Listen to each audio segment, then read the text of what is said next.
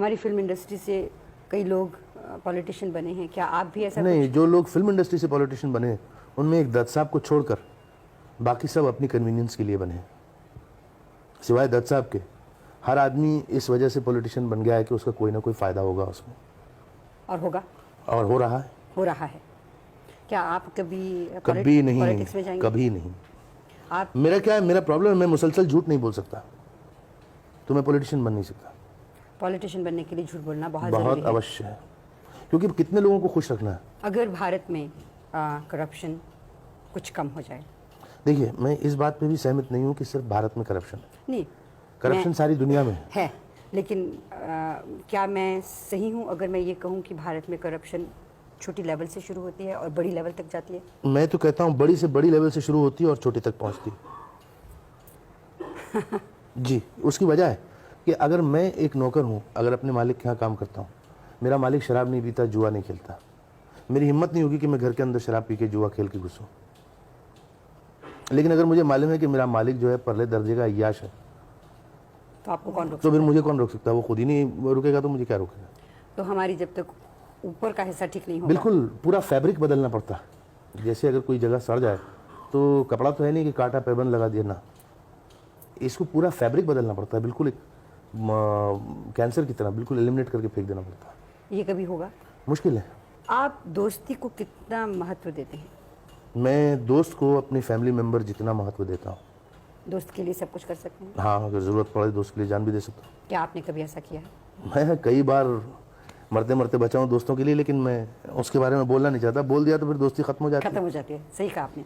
कभी कोई ऐसा दोस्त आपका मिला है जिसने आपकी दोस्ती का नाजायज़ फ़ायदा उठाया? बहुत से मिले हैं। आप ये पूछिए कभी कोई ऐसा मिला है जिसने नहीं उठाया हो? फ़र्क है। मगर वो फिर दोस्त रहते भी नहीं ना ज़्यादा देर तक। आप अपना वज़न कम क्यों नहीं कर सकते? अब ये बड़ा अच्छा सवाल किया आपने। उससे मैं आपको अगर पूरा साइकोलॉजी और पूरी बेसिस समझाऊं और फिजियोनॉमी समझाऊं अपनी, शायद आप समझ लेंगे। मैं वो आदमी जो दिन के 4 या 5 घंटे कसरत किया करता था।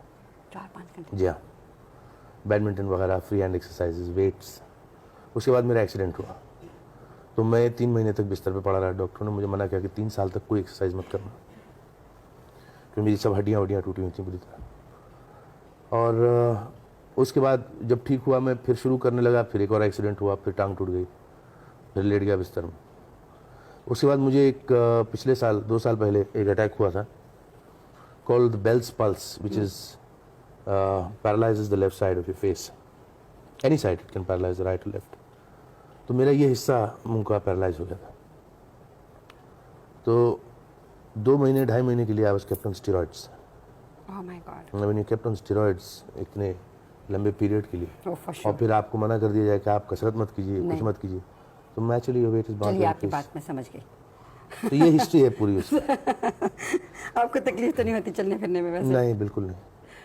आपके यहाँ से गले से लेके नीचे तक एक बहुत लंबा निशान है, वो क्यों है? मेरा ये एक्सीडेंट जाती हो गया बात था। है? नहीं, अच्छा। मेरा एक्सीडेंट हो गया था।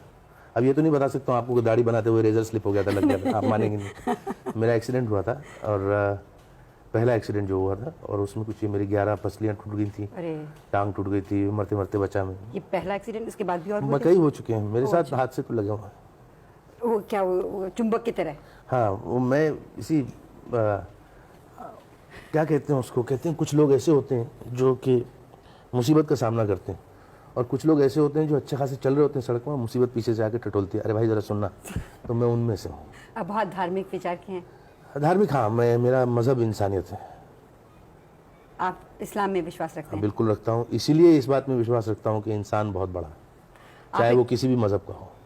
अच्छा, आप फिल्मों में सब जानते हैं एक विलन की हैसियत से आए, बहुत से रोल, उसके बाद आपने कुछ मुख्तलिफ भी किए होंगे, लेकिन ये जो आपका विलन का रोल है, टाइप कास्टिंग है, ये बिल्कुल एक तरह से जम सा गया है। क्या इस तरह के रोल आप पसंद करते हैं करना? नहीं, टाइप कास्ट तो मैं कभी हुआ ही नहीं, और उसका मुझे शुक्रिया अदा अपने डायरेक्टरों का और प्रोड्यूसर्स का करना पड़ेगा, जिन्होंने मेरे साथ हर किस्म के रिस्क लिए, कॉमेडी भी करवाई मुझसे, इमोशनल रोल्स भी करवाए, सब कुछ करवाए, तो मुझे उन्होंने टाइप कास्ट होने से बचा दिया।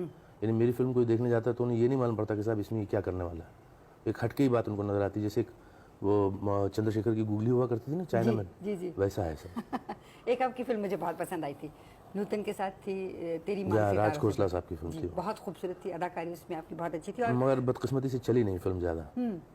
इसके पीछे मैं कभी सोच नहीं पा रही हूँ कि क्या कारण होगा कि फिल्म हिट नहीं हुई। कारण तो किसी की समझ में नहीं आया। अगर खोसला साहब की समझ में आ गया होता तो शायद वो भी उसे फिर दोबारा बना के चला देते। लेकिन ये कीमिया है जो किसी के हाथ नहीं लगा आज तक कि कौन सी फिल्म चलती है, क्यों नहीं चलती। कुत्तों की, घोड़ों की फिल्में चल जाती हैं सब। कुत्ते कोर्ट में आके गवाही देते हैं, फिल्म चल जाती है। सांप उठ के ट्रांजिस्टर छुपा देता है, वो कुत्ता वीडियो कैमरा छुपा देता है, वो फिल्में चल जाती हैं। क्या इसके पीछे ये कारण है कि जो लोग देखने वाले हैं वो डिटरमिन करते हैं कि कौन सी फिल्में चलेंगी, कौन सी नहीं चलेंगी? पता नहीं, बड़ी अजीब सी बात है। लेकिन कभी कभी लोग कहते हैं साहब फिल्म और कहानी उसी वक्त अप्रिशिएट होती है जब लोग उससे आइडेंटिफाई करते हैं। हाँ। तब इससे तो यही एनालिसिस बनता है कि साहब क्या आदमियों से कम अपने आप को आइडेंटिफाई करते हैं, जानवरों से ज़्यादा करते हैं लोग। एनालिसिस तो यही बनता है उससे। देखने से तो यूँ ही लगता है। अगर देखा जाए हमारी जो फिल्में हैं उनमें कहानी पे ज़्यादा जोर नहीं दिया जाता। वो ही पुराने ढर्रे की कहानी, वही मसाला फिल्म, वही लड़की का मिलना जुलना, वो विलन आ गया, मार कुटाई हुई, बहुत हंगामा होता है फिल्मों में। डाउन टू अर्थ फिल्में बनती हैं लेकिन बहुत कम बनती हैं। नहीं, डाउन टू अर्थ फिल्म मुझे नहीं लगता सिनेमा वो कहलाती। सिनेमा क्या कहलाता है? सिनेमा मेरी नज़र में आपके लिए एक 3 घंटे की राहत है। जैसे सर्कस राहत होती है, जैसे जू राहत होता है। बिल्कुल, आप अपनी दुनिया के हर प्रॉब्लम, अपना हर मसाइल भूल कर आप थिएटर में जाके बैठते हैं, अपने आप को एंटरटेन करते हैं, थोड़ी देर के लिए इमोशनली रिचर होकर हंस के रोकर निकल आते हैं बाहर। लेकिन क्या ये नहीं आप सोचते कि आप फिल्मों में दिखाते हैं लोग बहुत अमीर हैं, बहुत उनके पास है, जो देखने वाला है उसके पास शायद वो सब चीज़ें न हो, क्या वो जब बाहर सिनेमा से निकलता है उसको कोफ्त नहीं होती है क्योंकि मेरे पास ये नहीं, काश मेरे पास ये होता? नहीं, ये तो बड़ी गलत बात है। अब हम फिल्म में खूबसूरत हीरो बताते हैं, हाँ। तो जो देखने वाला निकल के बाहर आता है तो वो अपने आप से चिढ़ने लगे कि मैं खूबसूरत नहीं हूँ। या हीरोइन बताते हैं जो बहुत अच्छी लगती नहीं, बल्कि वो उसके साथ उस वो मौके के लिए आइडेंटिफाई करता है, वो अपने आप को ढाल लेता है उस किरदार में, सोचता है मैं ये सब कर रहा हूँ। इसीलिए वो आदमी बार बार जाके वो फिल्में देखता है कि साहब एक आदमी 12 आदमियों को पीट रहा है, मार रहा है, तो वो जाके उसको देखता है, उसको लगता है कि यार मैं भी कर सकता हूँ ऐसा, मगर वो करता नहीं कभी। वो ये नहीं कहता कि काश मैं कर सकता। काश तो हर बात पे काश होती है। काश तो ऐसे सड़क पे खड़ा होकर वो गाड़ी खूबसूरत देखे बोले काश मेरे पास हो सकती। अब मरीन ड्राइव पे अगर कोई फकीर घूम रहा है तो वो तो कहेगा काश मैं इस बंगले में रहता या इस बिल्डिंग में रहता। काश का तो कोई जवाब नहीं। जब से इंसान जात पैदा हुई है काश साथ लगा हुआ।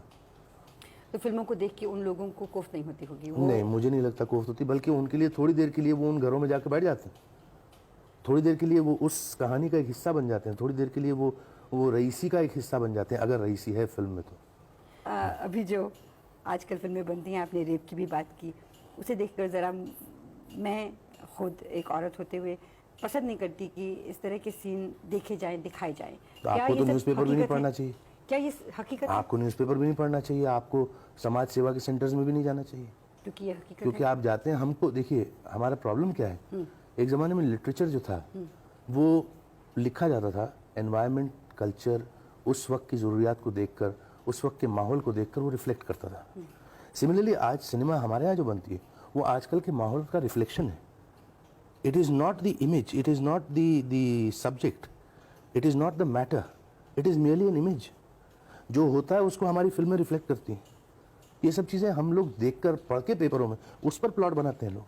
तो we are living in a very sick society. We are not living in a sick society, the whole world is going through practically a very sick period. It is not only Indian cinema, it is the whole world that is going through crisis. क्या मैं अगर ये कहूँ कि अगर इन फिल्मों में ये सारे सीन न दिखाए जाएं तो ये तो नहीं है कि वो बंद हो जाएंगे? बिल्कुल नहीं बंद होंगे। क्या कम होंगे? अगर आप ना दिखाएं कम नहीं हो सकते, सवाल ही नहीं पैदा होता, क्योंकि इंसानी कमजोरी को तो आप कम नहीं कर सकते। भारत में जो फिल्मी कलाकार हैं उनको इतना मान दिया जाता है सिर्फ उनके फैशन को इमिटेट करने की हद तक, बस उनकी हरकतों को नहीं। अमिताभ बच्चन को ले लीजिए, कभी नहीं, बिल्कुल, सिवाय उनके हेयर स्टाइल की उनकी कौन सी बात है जो लोग अप्रिशिएट करते हैं? मारपीट कहाँ करते हैं लोग? कोई देखा आपने एक आदमी 12 आदमी को मार रहा, कहता है कि मैंने अमिताभ को देखा हुआ? हाँ, ये बात सही है आपकी, मैंने देखा तो नहीं। आपने किसी लड़के को देखा है सड़कों पे गाना गाते हुए पूरी ऑर्केस्ट्रा के साथ? वो भी नहीं देखा। आपने किसी लड़की को देखा है कॉलेज में किताबें गिराते हुए, एक को थप्पड़ मारते हुए, लुच्चा हट जाओ यहाँ से? नहीं देखा कभी। नहीं देखा। तो इसका मतलब है कि ये फिल्में जो पिछले 100 साल से बन रही हैं इनका कोई असर ही नहीं है हिंदुस्तान के ऑडियंस में। जो लिखते हैं अखबारों में या मैगजीन्स में लिखते हैं, जो कुछ वो लिखते हैं, कभी आप पढ़ते हैं?